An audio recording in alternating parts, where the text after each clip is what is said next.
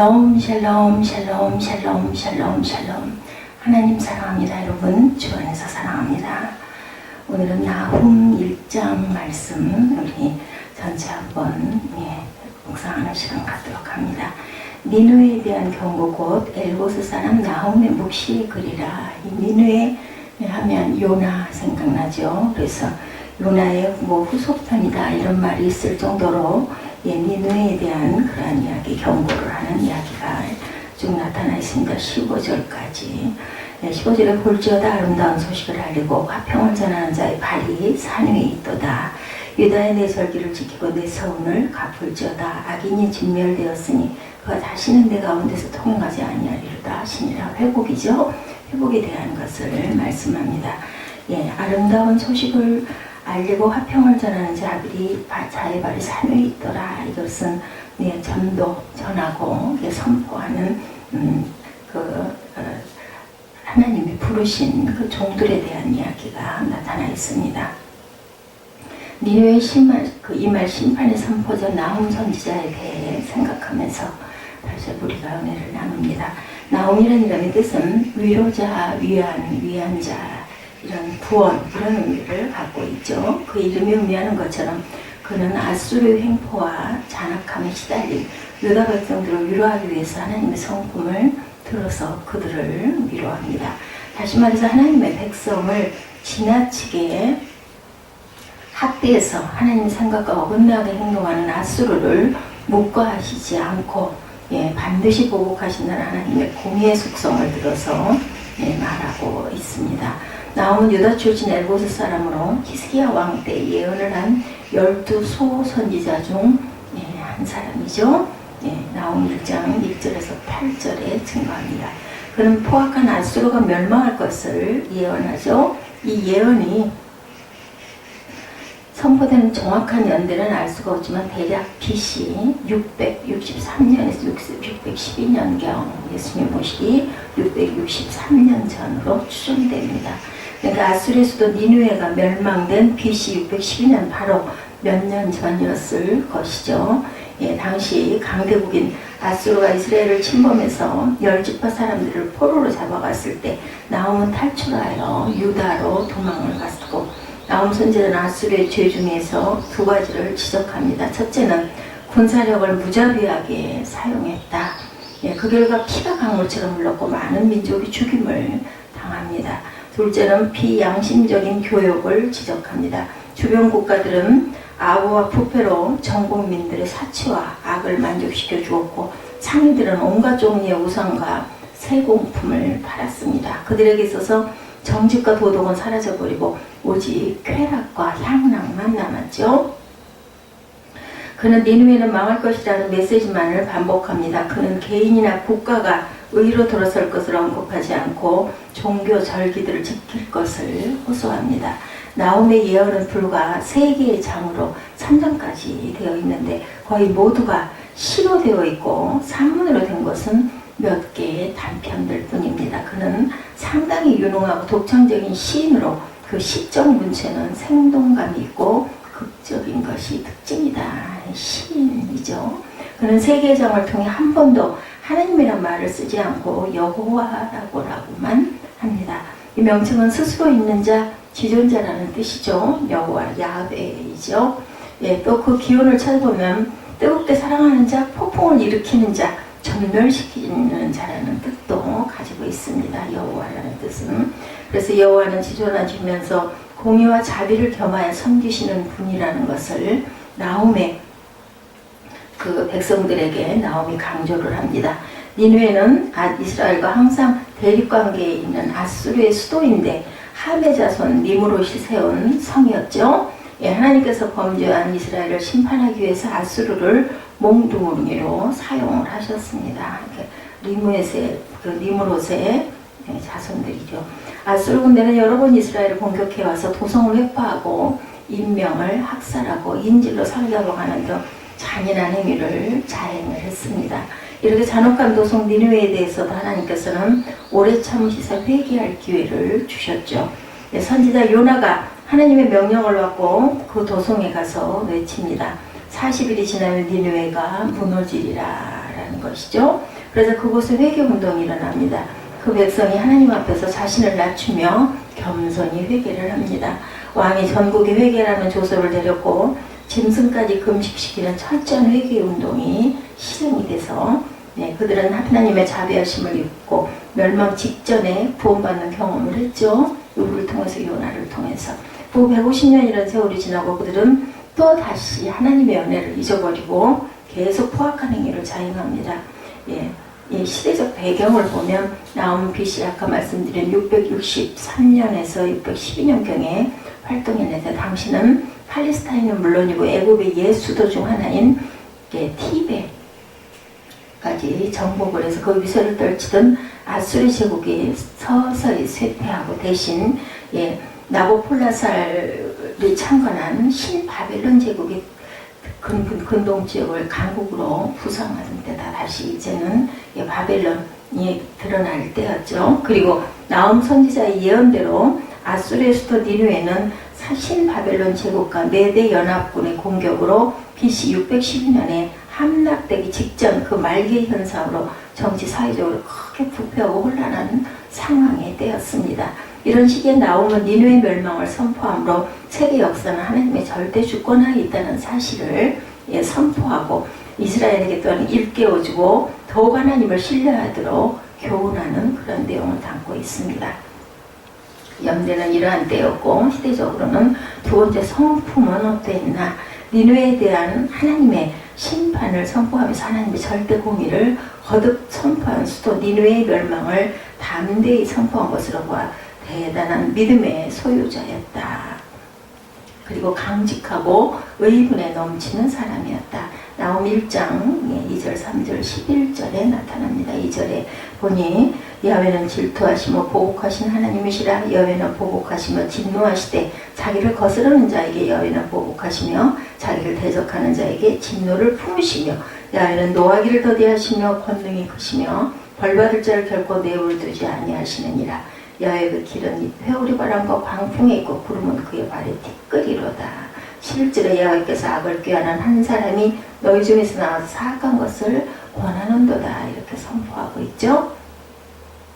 다른 예언서에 비해서 세련된 시적인 형식과 회화적인 문체로 니느웨의 멸망을 묘사하고 있는 것으로 봐 문학적 재능이 뛰어난 사람인 것을 알 수가 있습니다.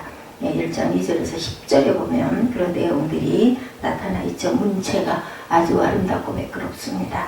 구속사적인 그런 지위로 보면 하나님은 노하기를 더디하시나 죄에 대해서 반드시 심판하시는 분임을 증거함으로 아수르의 위협을 받던 당시대의 유대 백성들과 악한 세력으로부터 고통받는 모든 시대의 성도들에게 인내와 위로를 부여한 사람입니다. 3절에도 노하기를 더디하시며 권능이 크시며 벌받을 자를 결코 내버려두지 아니하시느니라.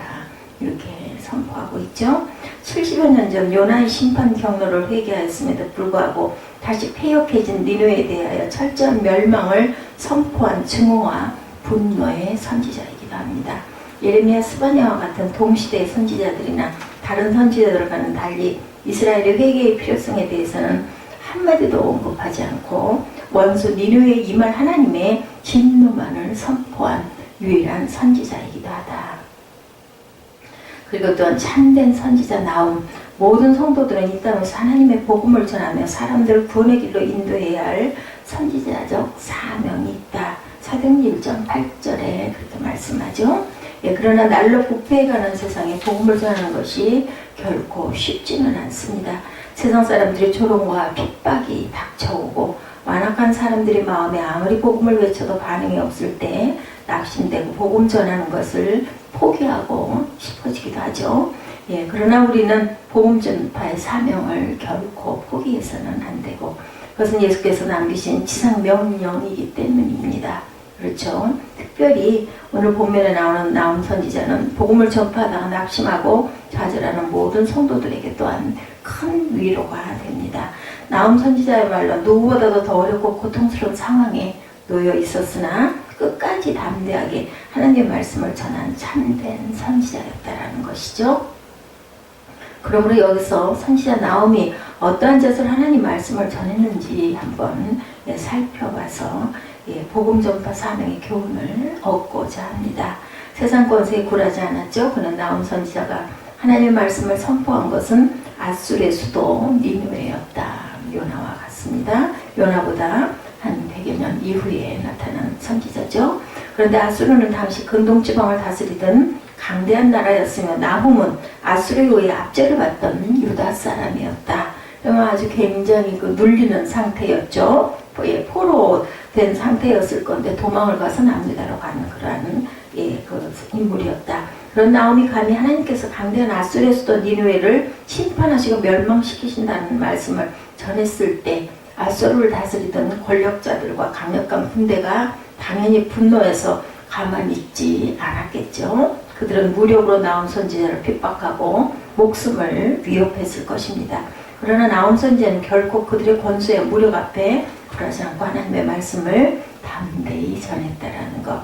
자, 저와 여러분 지금 복음 전하는 것 때문에 세상으로부터 핍박을 받지는 않습니다. 조금 인상을 찌푸리거나 불편해하는 사람들, 피하는 사람들이 있기는 하지만 이때처럼 그렇게 생명의 위협을 받을 그럴 처지에 있지는 않죠. 그것 때문에 우리가 그래서 이런 선지자들을 바라볼 때, 구약의 선지자를 볼 때 우리가 전도하는 것을 가지고 그거 그렇게 너무 힘들어하고 표현해서는 두려워해서는 안 되겠죠. 성경은 사람의 육신을 죽이는 세상 권세를 두려워하지 말고 영혼까지 멸하시는 하나님의 권세를 두려워하라고 말씀을 합니다. 세계를 다스리던 아수르의 권세에도 굴하지 않았던 나움 선지자를 우리가 본받아야 되겠죠. 구약에 나온 선지자들 다 우리는 본받아야 됩니다. 생명을 아끼지 않고 정말 그렇게 무서운 그러한 형벌을 받으면서도 절대로 그러지 않았던 그런 선지자들이 많습니다. 세상을 주관하시는 권능의 하나님께서 저와 여러분께 항상 함께하겠다고 말씀하시죠. 내가 너희와 항상 함께하리라 말씀합니다. 교만하고 사악한 사람들에게도 굴하지 않습니다. 니느웨 성은 과거에 요나 선지자 하나님의 심판을 경고할 때 회개하였던 곳이죠. 요나서 2장 5, 6절에 나타나 있습니다. 그러나 그들은 교만해서 다시 하나님을 잊어버리고 죄악에 또한 다시 빠졌다. 이런 사람들에게 나움 선지자가 하나님의 심판을 전파했을 때 사람들은 결코 나움의 말을 당연히 듣지 않았을 것입니다. 세대도 교체가 됐을 것 같아요. 세월이 벌써 6, 70년이 넘게 흘렀기 때문에 니느웨 성은 과거에 요나 선지자가 이런 심판, 그것을 경고를 심판했다는 곳이라는 것을 아마 아는 사람들도 있겠죠. 어떤 사람들에게 나움 선지자가 하나님의 심판을 전파했을 때 사람들은 결코 나움의 말을 듣지 않았을 것이고 오히려 그들은 나움을 조롱하기도 했을 것이다. 그래도 나움은 결코 낙심하지 않고 끝까지 하나님의 말씀을 전합니다. 우리는 때때로 복음을 전파할 때 사람들이 비웃고 그저 너나 잘해 하고 그런 시선을 보내거나 피해버리거나 할 때가 많습니다. 낙심하지 말아야 되겠죠. 수많은 사람들이 조롱과 무관심 속에서도 하나님의 말씀을 선포했던 나움 선지자를 우리가 바라봐야 되겠다. 사람들이 조롱할 때 하나님께서는 저 여러분을 격려하시고 사람들의 마음에 반응이 없어도 하나님께서는 저와 여러분의 수고를 잊지 않으시는 하나님, 영광의 면류관으로 상을 주신다라는 거죠. 외로움에 또한 굴하지 않았다. 나움 선지자는 아수르에 압제받던 유대 사람들이었고 유다 사람이었고 수많은 니느웨 사람 중에 아무도 보살펴주는 사람이 없는 아주 외롭고 오직 혼자만 하나님 말씀을 전파했지만 절대로 굴하지 않았습니다. 외로워하지도 않았고 나움은 아마 거대한 사막에 홀로 버려져 수많은 적들에 의해 포위당한 것 같은 외로움과 두려움을 느꼈을 겁니다. 그러나 그러한 외로움도 결코 하나님의 말씀을 전하고자 하는 나움의 의지를 꺾을 수는 없었다는 것이죠. 저 여러분은 혹시 아무도 관심이 없고 혼자서만 복음을 전한다고 불평하며 복음 전파를 포기하고 있지는 않은지 포기하지 말아야 되겠죠. 왜냐하면 복음 전파는 남들이 한다고 따라하는 것이 아니라 예수님의 지상 명령이기 때문이죠. 끝까지 해야 합니다. 우리는 혼자가 아닙니다. 눈에 보이지 않지만 성령께서 우리와 함께 하시죠. 하나님께서 우리와 항상 함께 하시고 우리를 위해서 기도해 주시는 하나님이 계시다. 성령 하나님이 계십니다. 나홈서의 메시지는 성경이 있는 줄 모르는 성도들이 나홈서란 성경 자체 이름도 모르는 분들도 많습니다. 나홈이라는 뜻은 아까 말씀드렸지만 위로자, 위안자라는 뜻을 갖고 있고 주제는 니누웨의 멸망에 대한 예언이었다. 오로지 아수르의 그 수도 니누웨에 멸망할 것이다. 이라크 전쟁을 보면서 나홈서의 예언이 오늘날에도 적용되고 있는 것을 우리가 봅니다. 나홈서 1장에는 니누웨 멸망의 선포, 2장에는 멸망의 내용, 3장에는 멸망의 이유를 기록하고 있습니다. 나홈서는 경고로 시작하죠. 여호와는 특이하시며 보복하시는 하나님이시라. 여호와께서 보복하시며 진노하시되 자기를 대적하는 자에게 진노를 품으시며 여호와는 노하기를 더디하시며 권능이 크시며 죄인을 결코 사하지 아니하신다. 2절에 이렇게 나타나 있습니다. 그러나 이 심판의 선포 속에서 은혜의 복음도 주시죠. 1장 7절에 보면 여호와는 선하시며 환난 날의 산성이시라. 그는 자기에게 의뢰하는 자들을 아시느니라.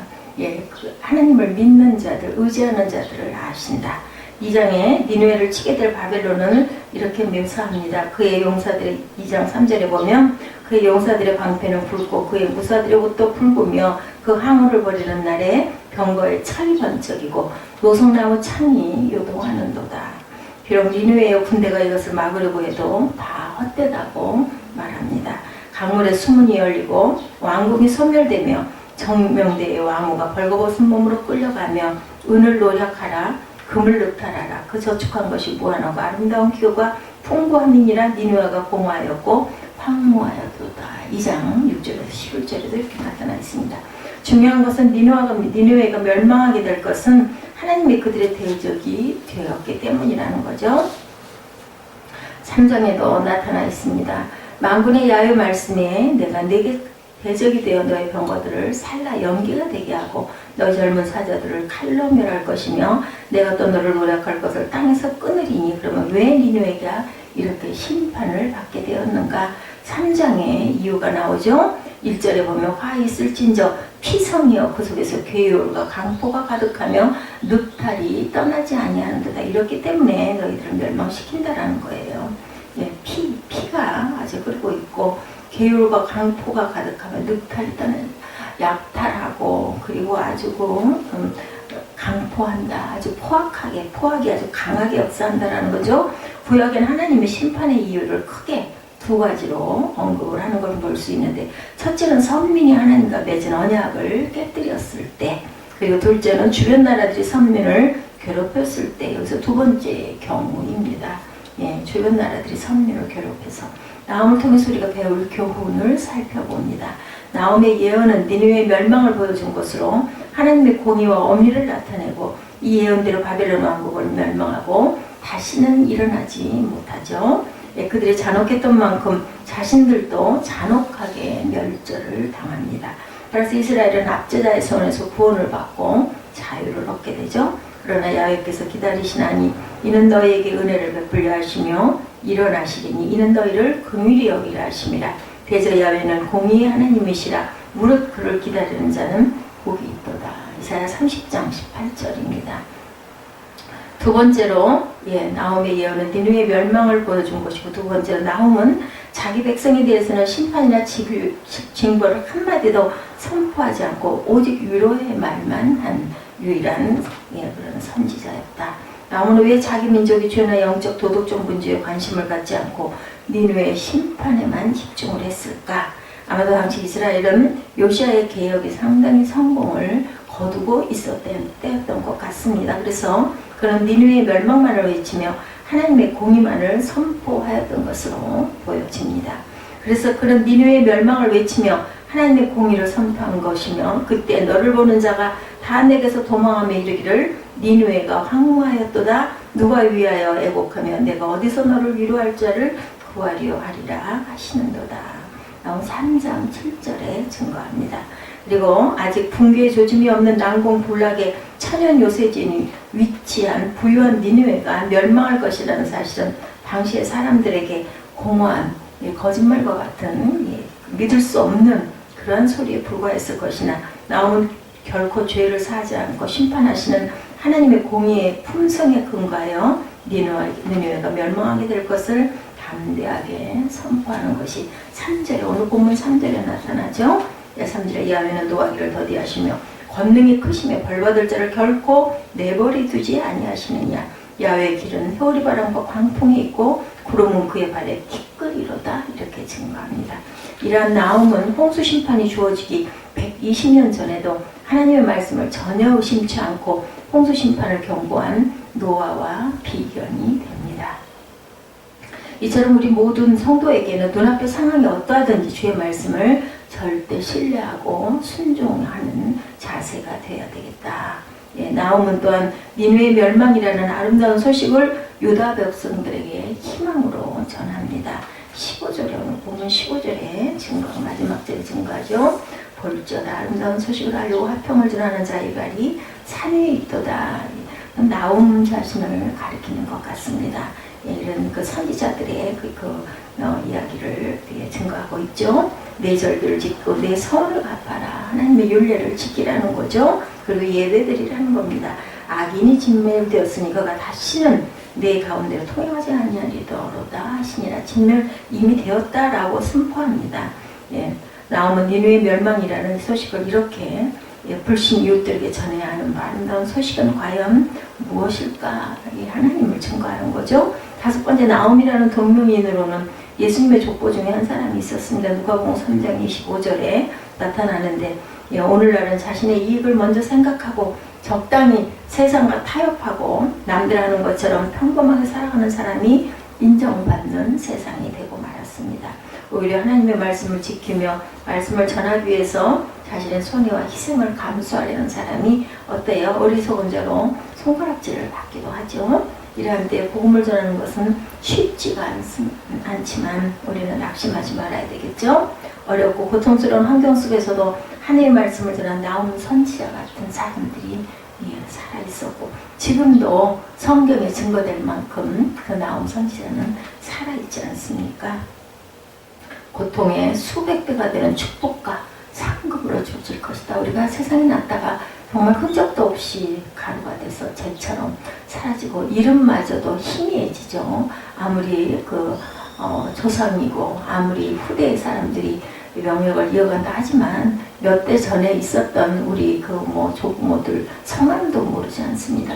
많습니까? 그런데 지금 이 나움 선지자는 수천 년이 지났는데도 성경에 기록이 되어 있습니다.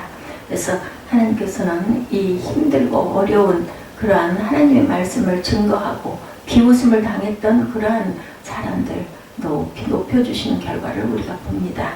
그래서 우리는 아무리 어렵고 힘든 상황이라도 하나님을 증거하는 증인된 삶을 꿋꿋하게 살아내야 되겠다.